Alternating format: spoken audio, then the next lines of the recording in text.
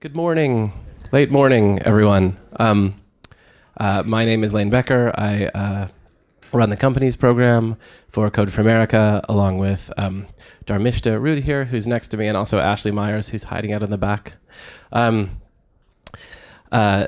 this morning, we have a number of companies that have been very involved with Code for America through our accelerator and our incubator programs here in the room, and here to talk to you about what they're up to. But I think more importantly, the thing that we were looking for when we were talking to companies to be part of these programs this year, and the thing that we're really hoping to encourage more of going into the future, is this idea that the companies that sell to government they make up the vast majority of the technology that governments actually use, right? They are the best way for new and innovative approaches, we believe. They are the best way for new and innovative approaches to doing work to actually get systematically and repeatably and sustainably introduced into the technology ecosystem that local governments use. So the companies that you're going to see today, I think, are really representative of that. It is not just that they are trying to build innovative new technologies or tools. It is not just that they have some really cool ideas, which, as you will see, they absolutely do. It's not just that they're trying to make everything cheaper and more efficient for the governments that they work with. It is that they are trying to do that with them, and that they are looking to partner with the company. They don't sort of show up and say, we have this solution and we're here to go. They show up and they say, we have this solution and we're a startup. We're still working on it. We're still figuring these things out. We have a product that we know will work with you, and we also believe can evolve with you over time as your needs change and we understand them. So I think this idea of startups and companies as partners in innovation is really powerful, and the companies that we have here today are really emblematic of that. And with that, I'm going to pass it off to Dharmishta so she can introduce them all to you.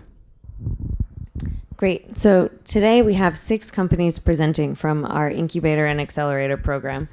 And really, when we were selecting the companies, there were two core components of what these companies do.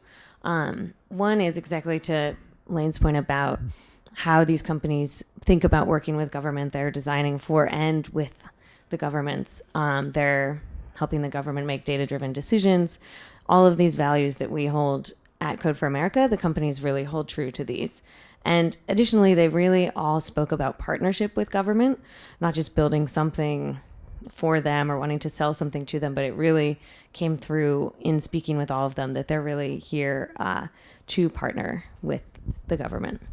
And so first, I'd like to introduce Ryan from Trailhead Labs to tell you a little bit about Ryan. He's been working for the past 7 years professionally at the intersection of technology and trails. And he and his co-founder, Jeremy, are very passionate about getting people outdoors. They've even taken a 210-mile hike together.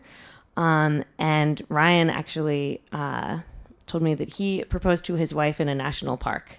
This is how core it is to their values. So I'll let Ryan take it away. Thank you, Dharmishta. And thanks everybody for being here today. Again, I'm Ryan Bransford. I am the co-founder and CEO of Trailhead Labs. I hope while you guys are in town visiting that you get a chance to get out and visit some of our incredible parks and trails we have right here in the Bay Area. We're fortunate to have over 1 million acres of publicly accessible open space right here in the region. If you think about this idea of government setting aside land for the benefit and enjoyment of people, this has to be one of government's greatest innovations. This is one of my favorite locations, just a short bus ride away. You can be from here into this location in the Marin Headlands in 30 minutes on a bus. And I'm sure you guys have phenomenal parks and trails in your region as well. But unfortunately, people are struggling to find information, accurate and current information about parks and trails online. For example, the El Sobrante Boys and Girls Club, a wonderful organization just across the bay near Oakland that was looking to get their kids out as a part of a summer program to engage them with nature and parks. They went looking online. They couldn't find the information they were looking for. They were struggling to figure out how to get there and how to sort of organize and get outside. And why is that? And that's primarily because park agencies don't have the tools and the mechanisms to get information in the hands of visitors in the way they expect, which is digital maps and interactive applications. Now, my entire career, I've been working for park agencies and other public agencies as well as nonprofit organizations. And my co-founder and I, Jeremy, developed this awesome application called Transit and Trails. It's all about helping people find parks and trails that are transit accessible. And we partner with an organization here in the Bay Area called the Open Space Council, which is a coalition of all the park agencies in the region. And it's become a popular application here in the region, but I got to tell you, it was quite a challenge to build this app. We work with dozens of agencies all across the region to sort of aggregate their information and figure out sort of what features we should be building. And what we learned along the way is a couple things about why it's so challenging to build an outdoor app, and also why visitors aren't getting the information that they need. There's a couple key elements. One is that data is locked up in PDF maps and static images. It's not open or searchable online. It's also not standardized. When we were aggregating our information, it was a huge barrier for us. We spent most of our time just getting data together. So it's in all these different formats. And lastly, park agencies have done a phenomenal job with print maps and brochures, but that hasn't translated necessarily to the digital world. So at Trailhead Labs, we're working with park agencies all over to give them the superpower of open data so their visitors can have amazing park experiences. Now, the first step in that process is to establish a foundation of open and accessible park and trail information. So we're following the lead of GTFS, the Open Data Standard for Transit, which only started 8 years ago. And as a result, there are 700 agencies publishing this information, and millions of people all over the world have access to accurate and up-to-date transit information every single day. So that's what we're doing for park information and trails. Open Trails is a new data standard that was developed by Code for America, and we participated in the National Parks and Recreation Association and many other companies and nonprofits and public agencies that all have a vested interest in getting people outside. And the key with this data standard is it's designed around a specific use case, which is visitor use applications. And then the community is growing, and it's growing quickly. Last month, we were able to hold a course where a dozen agencies all across the country participated and adopted Open Trails. We've got now 20 agencies across 8 states, from Anchorage, Alaska, to Boulder, Colorado, to Wake County, North Carolina, who are adopting Open Trails and taking advantage of what it can do for them. And we're building Outer Spatial. So Outer Spatial, once your information's in Open Trails, you can take advantage of this product. It's for park agencies, it's for developers, it's for outdoor companies and nonprofit organizations. It enables them to really easily and quickly build an interactive map, embed it on their website, and make the experience better for their visitors.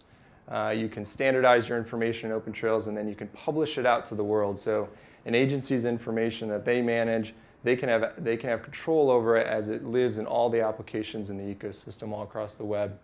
And lastly, being able to build applications like Transit and Trails easy and efficiently, so we can create a whole ecosystem of cool outdoor applications. And then Open Trails Mobile, which is an application that sits on top of Outer Spatial. And what it does is basically you get your information into Open Trails, you click a few buttons, and it's immediately available on this application. It's a national app that will allow your visitors to plan trips to your parks and trails. This is just the beginning of the ecosystem. Now, as this whole community evolves and there's applications out in the world, the students at the El Sobrante Boys and Girls Clubs and millions of other visitors all across the country will be able to access great information and have wonderful outdoor experiences. So what do you need to do to get your information in the standard and to take advantage of Open Trails is adopt Open Trails. Go to opentraildata.org. There's all sorts of information. There's a sign-up form. And start to take advantage. Join the cities and counties and countries all across the region that are working together towards a common vision where there are park and trail information all across the web that's accessible. We have awesome interactive maps and a whole ecosystem of applications. I thank you for your time, and enjoy the rest of your time here. I hope you get outside.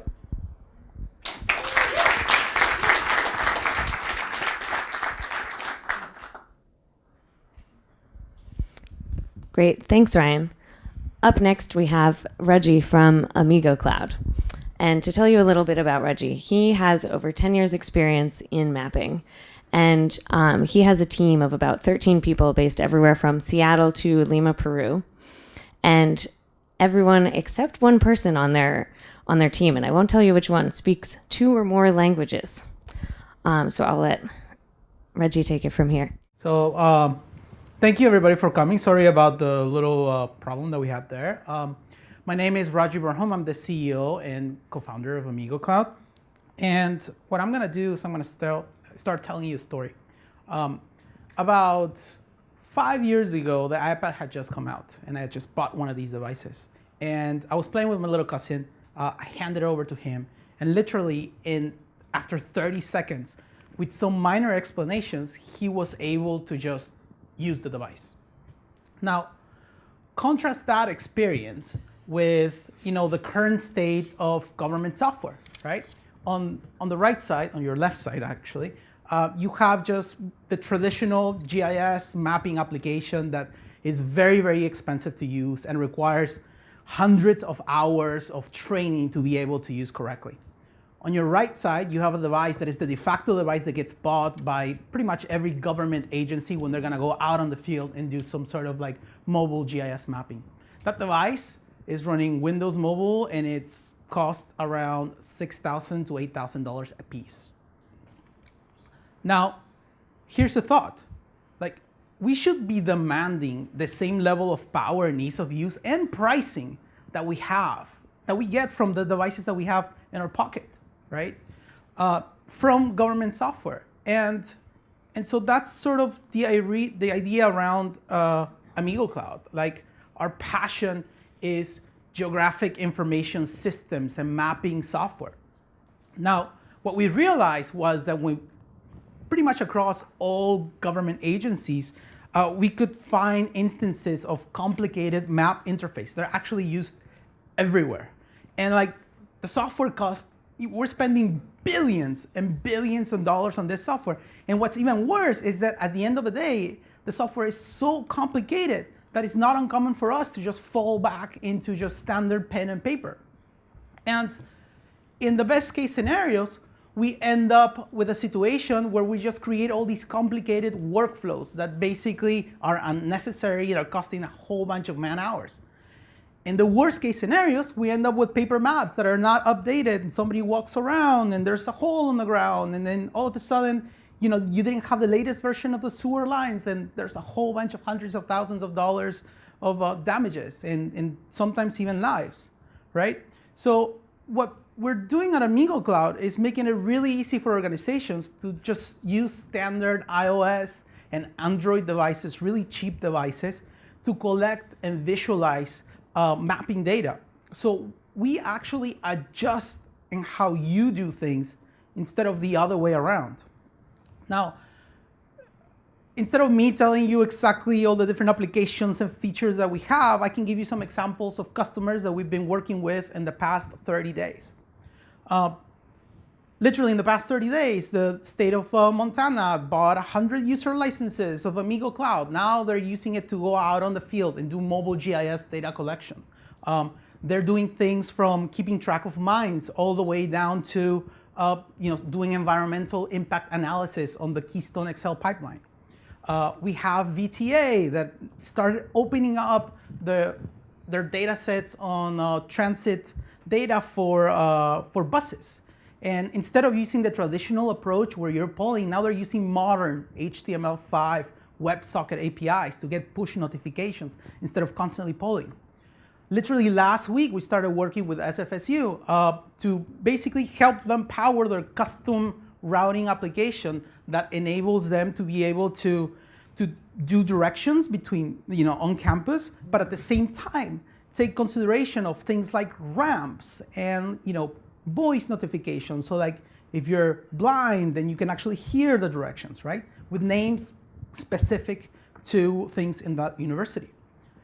Golden Gate National Parks started using AmigoCloud to keep track of like invasive species throughout places where they don't have internet access, so that they can keep the parks beautiful. And literally, there's this company in India that contacted us, and they started pre-bundling AmigoCloud, the software that powers this device. This is a device that is replacing that $6,000 device that you saw at the beginning. Much more powerful, much more accurate, $250. the software that powers that is AmigoCloud. Now, for the first time, they can go out into like remote places in India and actually do parcel data collection. So what you see here is like our team in San Francisco. We're actually, like Dharmeshta said, we're a distributed team throughout the Americas. And we basically have been thinking about this geospatial and mapping problems for literally decades, right? Like when we were at Amazon or Microsoft or Esri or Panasonic, Delphi. I mean, these are the problems that we kept thinking about. And what we have is that we share something in common, which is our love and passion for location data and maps. Like this is an AmigoCloud map. It's not a Google map. It's an AmigoCloud map, right? And so if you are interested into finding out how is it that you can leverage the power of the cloud and the device in your pocket with your location data, please come talk to us. I'm sitting right here. The team is in the back. We love to talk about this stuff. And yeah, so thank you.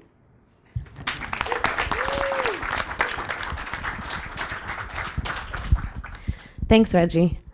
Up next, we have Angela from Product Bio. And Angela is trained as a systems ecologist, which means that she has experience designing ecosystems in places such as enterprise IT consulting. All right, good morning. So I'm here to talk to you about consumption and production. So we're all consumers, and today we're going to look at a city as a consumer. Cities buy a whole lot in 1 year, and that's basically looking at a $1.5 trillion purchasing power in the United States. That's about $700 spent per person that cities spend on foods, on goods, and services. So that's a whole lot of impact on our planet, on our societies, on our local economies. And this is something that, luckily, government cares a whole lot about. We're at the precipice of a transition from an unsustainable economy to a sustainable one. We have no other choice. And so in the past, we've seen recycling programs being implemented by law. Today, we're looking at procurement laws being passed. Tomorrow, it could be a carbon tax. So this transition is happening today. It's no longer a tomorrow question. And so just this past November 2013, via federal acquisition regulation, the stringency of sustainable procurement has been upped to 95% compliance. That means that when you buy anything for a municipality or a school district, you really have to figure out which suppliers are sustainable, which products are meeting your city's administrative regulations, and how do you do that at scale? That's a huge problem because this implementation is costing $5 million, that's supposed to be hours, which is $300 million a year in the United States, just to implement this across federal, state, and especially local government and school districts for their procurement. Now, what does sustainable procurement look like? It means that they're acting just like you and me. They have to figure out how something was made. Was it sustainable? What matters for this product category? How do I know that the supplier actually meets these requirements? And how do I discover the right kind of vendors for this? And so these standards and the discovery of suppliers and being able to track your overall footprint is the challenge at hand. The problem that we see, and we're a data company, is the fact that this product information is siloed and fragmented. So you're going to one place to figure out price comparisons, you're going to another place to look at the quality comparisons, and another place to look at the sustainability impacts. And today people look at eco-labels as the default. There's 450 of them, which is way out of scale. And so there is no easy way to do it, and that's why there's time and money being sunk into this primary research being conducted. Let's take you through an example. So if you're at a city government and you're buying printing paper, and they buy anything from cement to asphalt to signpost to paper to coffee, let's look at paper. You have to learn what matters for paper, spec out the requirements that are translated from the administrative regulations. You have to look at what other cities are buying. You have to compare the vendors. You then have to order the actual product, and then you have to figure out what that means for your city's footprint for reporting purposes. So this means that in order to do this at scale and not waste those 5 million hours implementing this new law, We really need a data engine that's going to power this decision making for us. Product bio is 1 million supply chains indexed. So we've been able to use data science to figure out automatically how things were made. And our data is structured from different sources like ecolabels, SEC filings, material safety data sheets, CSR reports. We're updating that information from third-party validation sources so it's continuously fresh, and we're licensing it. So this data set has never been available before to regulators or to buyers or to certifiers or to the sellers, and this is unprecedented. And our approach is to get beneath these signals to the process that gives rise to these signals. So how something was made should inform its cost. How something was made should inform its quality and its overall impact. And luckily, that's our expertise. It's in data science with PhD level machine learning capabilities that allow us to capture this information, structure it into a supply chain story, understand the environmental, social, and fiscal impacts of the production practices. And then, once you've consumed it as a city, track and trace your footprint and add it to your footprint passively so you don't have to do it manually.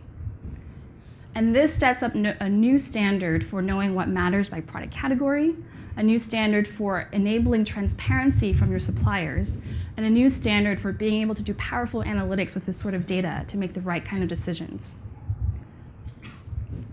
So the beautiful part is it's automated.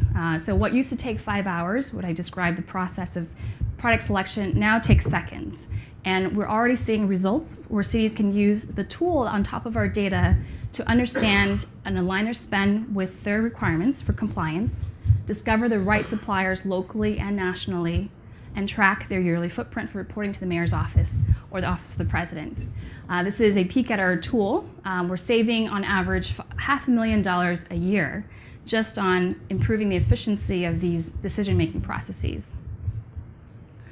And so this is what we can do for you, is you're already supposed to meet these compliant laws, and you can do it better, more accuracy.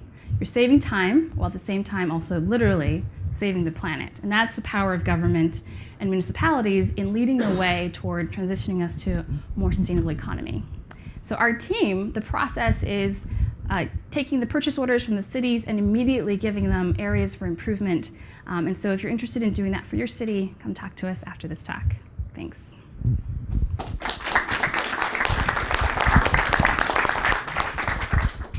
Thanks, Angela. So up next, we have Jonathan from Seamless Docs. Jonathan is a serial entrepreneur who started Seamless Docs actually not as a government technology company. It was just a digital document technology. And he received a phone call from a government employee saying, we've been looking for a solution like this for years. And he actually pivoted the whole company to the government market because of this phone call, a government calling him and saying, this solves a core problem from us. So I'll let him tell you more about it. So as I mentioned, my name is Jonathan Endy, and I am founder of Seamless Docs. And at Seamless Docs, we strive to be the new standard in government forms. Because let's face it, government forms are pretty awful. All of us have filled out a government form, whether it's us filling it out ourselves or processing it or trying to actually get analytics on it. The use cases are vast. Everything from permit forms, registration forms, FOIA requests, applications, internal forms. I mean, we've even heard in a couple of the sessions this week how if forms aren't filled out properly, people go hungry. People don't get shelter. And recently, one of our clients came to us, the city of San Juan, Texas, and they had an issue with zoning forms. Well, it's one of their forms. So this is currently how the process works. Here's Joe, average citizen. He has to go to the government and find out what form to fill out. This then proceeds with him going to his computer, deciphering the form, downloading it. He then has to print it out. He's got to get some printer ink. He's got to then figure out how to fill out the form. It's an 8-page PDF, but it's got 7 pages of instructions. He then has to manually sign it, actually get in his car. How many people have a fax machine? Don't answer that. Get in his car to go find a fax machine to fax at the government. And finally, government gets it, hooray, and oops, he filled it out incorrectly. Then it has to go, and not just one processor, but 2, but 3 if he's lucky. only to then put it back in the mail, put a stamp on it, and send it back to Joe. That process for City of San Juan, Texas was currently taking over 6 weeks on average, with 60 pieces of paper, was 4 hours. Existing forms are dumb. The PDF is a dumb document. It's desktop-based, the same way with Raji and using old mobile dumb maps, PDFs. So guess what? Seamless Docs are smart. Seamless Docs is a cloud platform that allows anyone to easily take any PDF, even your scanned ones, and convert it into a smart online version. Now it can be completed from any device, from your phone, from your tablet. It can be signed with a legally binding signature. And it can be submitted, but not just submitted. We can actually make sure it's submitted properly. We can give hint bubbles. We can have validation. And then when it's submitted, not only does it automatically go to the right person, but it builds a database in real time on that information. We even let you sync that database with any of your existing servers. So here's how it works. It's not, the best part is that it's fast and easy. Here's our Seamless Docs platform. We take that same form and simply upload it to our system. With one click, we have proprietary field detection technology that automatically detects all those fields. Now, with a couple clicks, we can do things like set required fields, we can add validation, we can say where we want signatures and add mapping, we can assign different fields, we can even add request attachments, so now you can actually add your driver's license on top and even use your phone to shoot a picture of it. You can add payment directly on top of a document. No more 7 different pieces of paper. So now, when Joe goes to the City of San Juan's website, it looks a little bit like this, the same as it does, but now when he clicks on that link, he opens up a Seamless Doc. He can fill it out with instructions, he can electronically sign it, and now in real time, the City of San Juan gets the paper processed and database in real time. Round of applause. Woo! Government forms are fun. So it's efficient. Right? Now you can fill out that form from any device. It's not just efficient for the citizen who loves you now. It's efficient for your processors. It's efficient for your IT department. Right? You get built-in workflow, built-in data management. We've talked a lot about this conference about empowering yourselves with data. And Seamless Docs allows that in real time. Finally get insight into that. It's transparent. These PDFs now become web pages. You can literally add your Google Analytics on top of it to see where how many people are going to this, how many people are leaving. You can get analytics and insight. Again, you can empower yourself. And it's secure. Every single Seamless Doc is SSL. It's bank grade security, giving you field level access to your data. Who's viewing it and when. In the past 4 months alone, over 50 governments have come on board. Everyone from small municipalities in New Jersey to some of your larger cities, like the city of Los Angeles just closed last week. So people are understanding that, and everyone knows that PDF forms in the current way is awful. And so much so that it's estimated that by 2020, 1 in 3 government transactions will be digital. In 2020, 1 in 3 government transactions will be digital. Well, how are we going to get there? Right? Is it going to be like taking all these PDFs and like getting fancy apps with them? Absolutely not. There's too many. There's hundreds and hundreds of thousands. For the city of San Juan, Texas alone, it's a couple hundred PDFs just front-facing on their website. There's got to be a better way. And with Seamless Docs, we finally give you that solution. We let you keep your existing forms, keep that PDF. Let's just make it smart. At Seamless Docs, we believe there's a better way. We believe the process can be seamless. And with us, our pledge to you, here standing, as we said, we came in this field by accident. But our pledge to you is that we will not stop working with you. We will not stop innovating until we are the new standard of government forms. Again, check out, if you'd like to go paperless, if you'd like to bring your forms online, come check out seamlessdocs.com or seamless.gov. Thank you.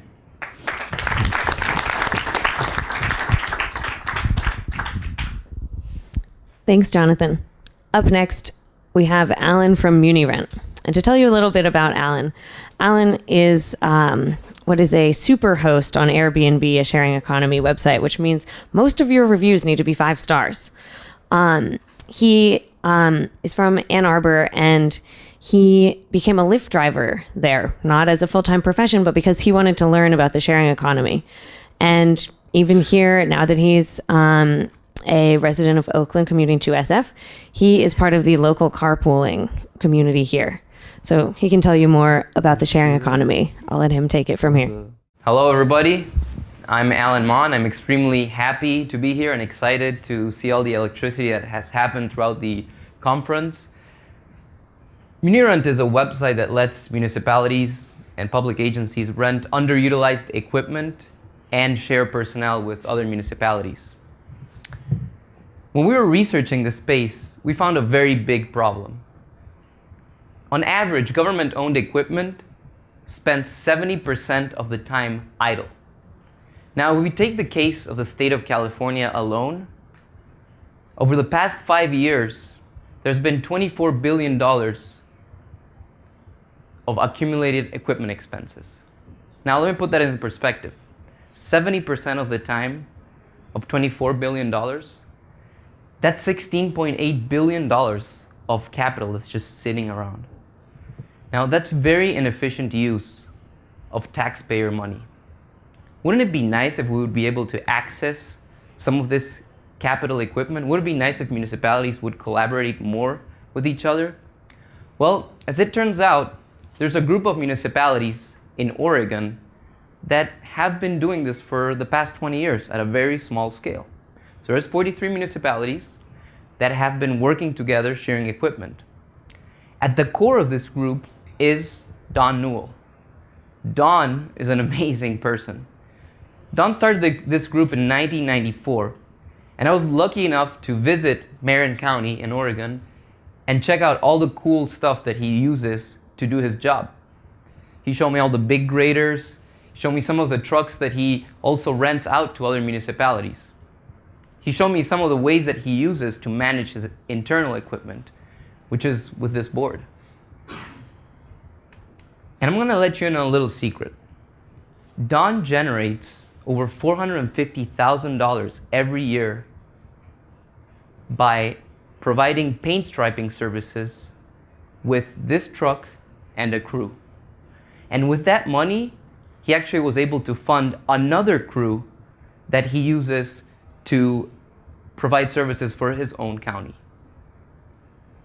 So this is a great system. It's a great model. However, it's got one core problem. The problem is that it's not scalable.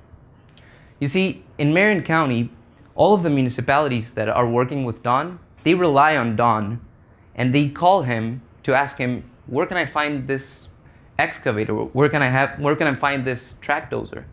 And Don, he has a pretty good memory, but sometimes he has to rely on outdated, static PDF lists of equipment. And the problem with that is that with all the other things that Don has on his plate, he can't keep track of who is sharing equipment with who and how many times does the equipment change its hands. So there's no real good way of measuring how successful their program is. And what's worst, once Don retires, which he already told me he will be doing that very soon, all of this network information will leave with him. So after talking with Don a couple times, we realized and we recognized that technology could play a very important role in the future of this equipment sharing program. Enter Munirent. Munirent is the future of equipment sharing programs across the US. We provide a centralized database where everyone can access and see what equipment is available and where.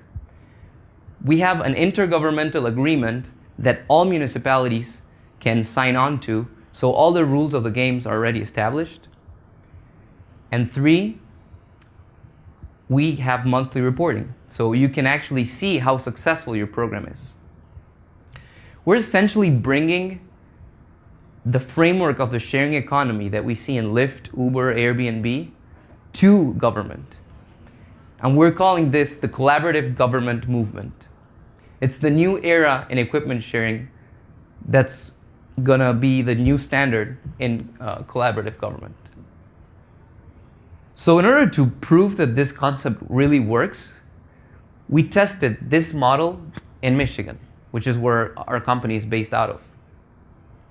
In only 5 months, we were able to sign up 23 municipalities, 1 county, we even have school districts, we have public universities signing up. The program has been an amazing success and only took us 5 months versus 20 years. One really fascinating side effect of the collaborative government movement is that equipment is, and this is actually counterintuitive, equipment is used more when it's being shared.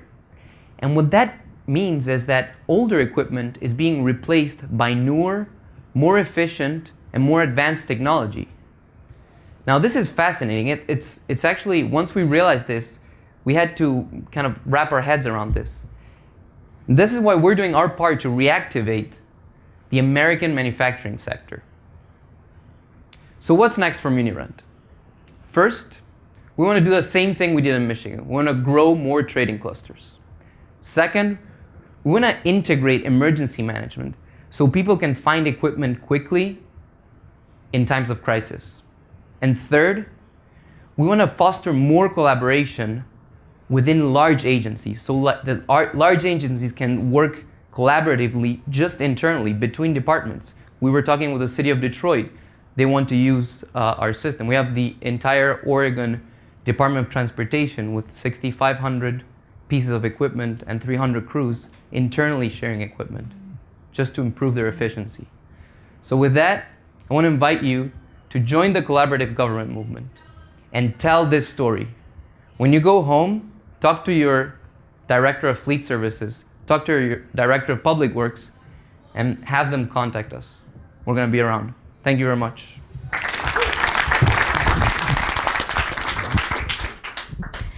Thanks, Alan.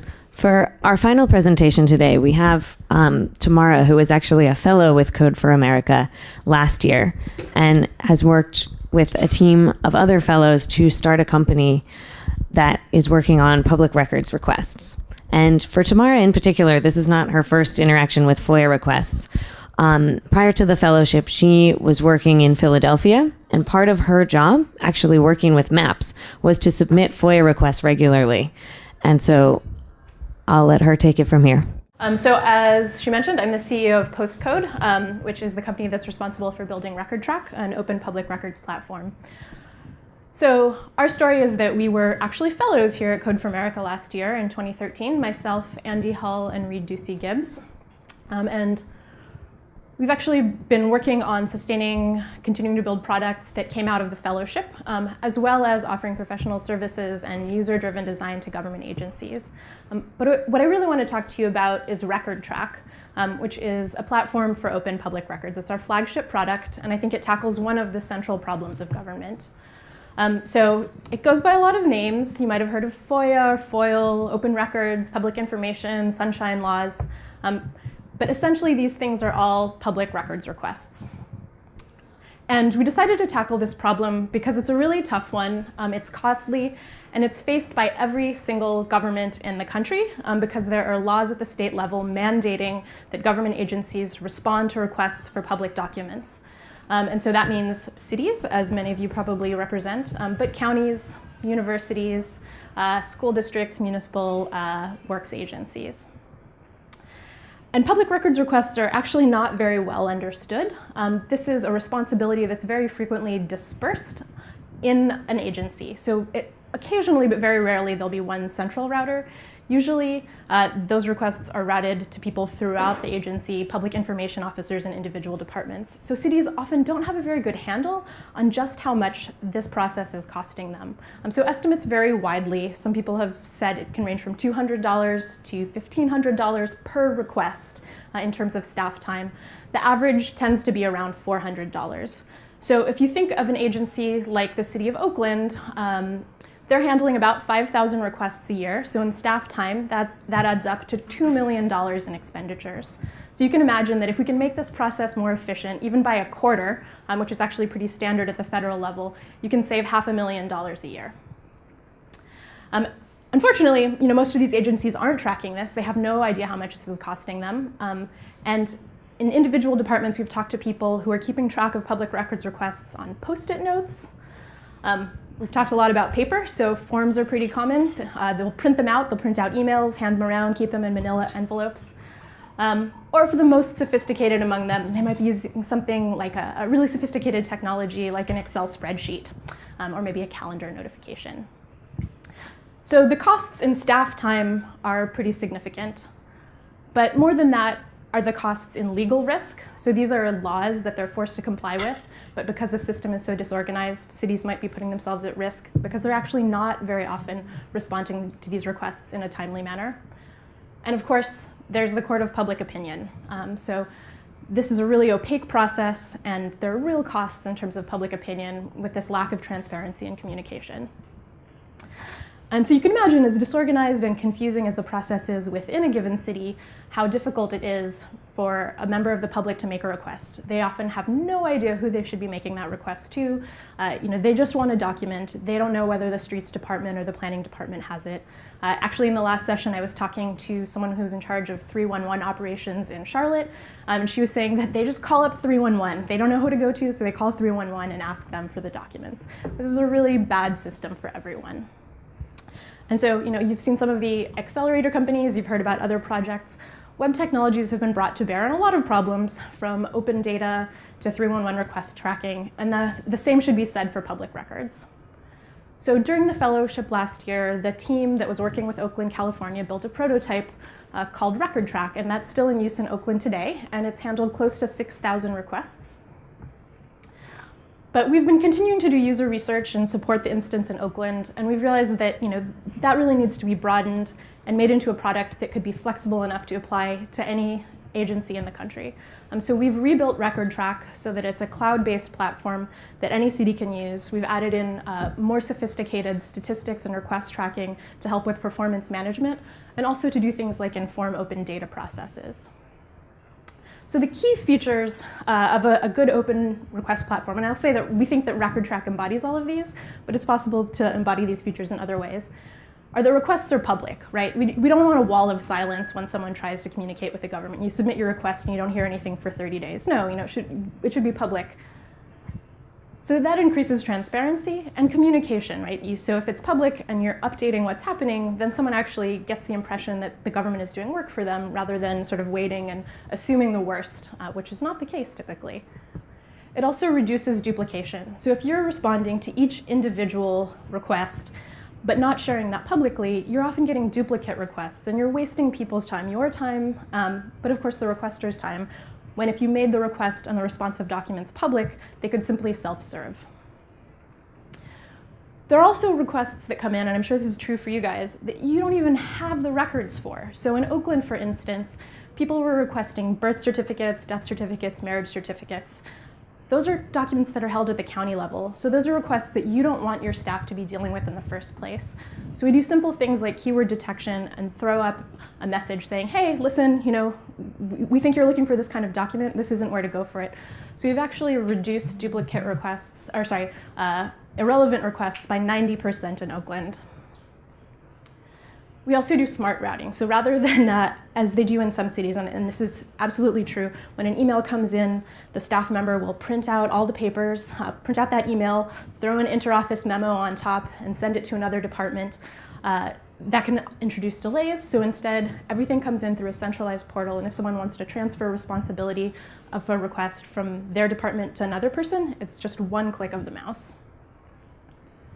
There are also really simplified workflows. So instead of a laborious process where you're scanning documents and then burning them to CDs and putting them in a paper envelope and taking them to the post office, you simply upload the document to the web portal. It's in a digital format natively, and anyone can access it immediately. Additionally, the requester is notified immediately whenever any responsive documents are available to them, so they don't have to wait to the end of this 14 or 30-day period to get a response to their request. As documents that are relevant come in, they have access to those and they feel cared for and responded to. And as I mentioned, when you're tracking things on Post-it notes, you're probably not collecting the kind of data that you need in order to do an efficient analysis of how this process is working. So we can track information about response times by department, but also the reasons requests are closed or denied, and also the number of documents that are being accessed. So if this document is in a digital format, you can actually know, is it just the person who requested it that's accessing it, or is this something that a lot of people have interest in? Additionally, this improves compliance. So you can get automated notifications that are sent out to people when documents are due. And it can inform open data efforts. So if you have a lot of requests coming in for a particular type of document, this is a signal to that department that maybe rather than responding to requests on a one-by-one basis, that should prompt a change in the department's process, and that particular data set should probably be opened by default and put up on something like an open data portal. So we are pretty excited that RecordTrac is moving beyond Oakland now, and we would really invite all of you in the room to lead the way on public records requests in your agencies. And to that end, we'd love to talk to anyone. I'm here. Woo! I'm so excited. We're actually offering a free 3-month pilot, so we're happy to set that up and work with you to get buy-in, because we know there are a lot of stakeholders in this process, from clerks to attorneys, to really show them how this can improve what's going on. Great. Thank you, Tamara.